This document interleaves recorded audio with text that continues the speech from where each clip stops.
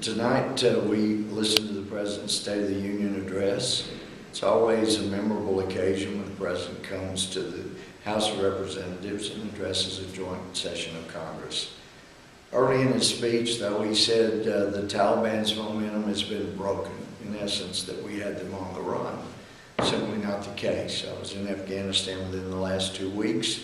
I've also met with the Northern Alliance that makes up about 60% of Afghanistan or so. These are the allies we had when the Taliban were initially defeated. They say the Taliban's back strong as ever. We had the Northern Alliance disarmed. They're the natural enemies of our enemy, the Taliban. They're Muslims, but they're not the radicals like the Taliban. We work together. The supplies for the Taliban are coming in from Pakistan, most generally.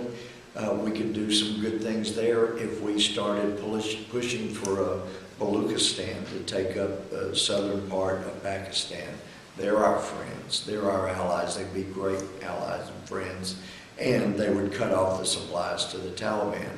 But one of the leaders that this administration let out of detainment, Guantanamo, a leader of the Taliban, for humanitarian purposes, we were told, is now back fighting with the Taliban, leading the Taliban, and was on Afghanistan television in the last 2 weeks announcing that the United States has been defeated.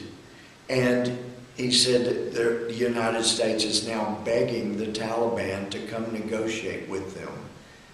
From objective standpoints, it appears that's what this administration is doing, because they have announced to the Taliban, look, we'll let go all of the Taliban murderers of American troops if you'll just come negotiate with us. And we'll even buy you a princely office in Qatar so that it will legitimize you instead of just being a terrorist organization if you'll just come negotiate. Well, that's what the Taliban's announcing.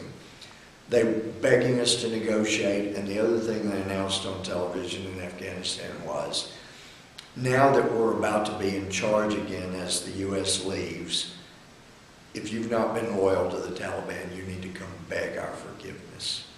This administration is hurting us internationally, our reputation, our allies.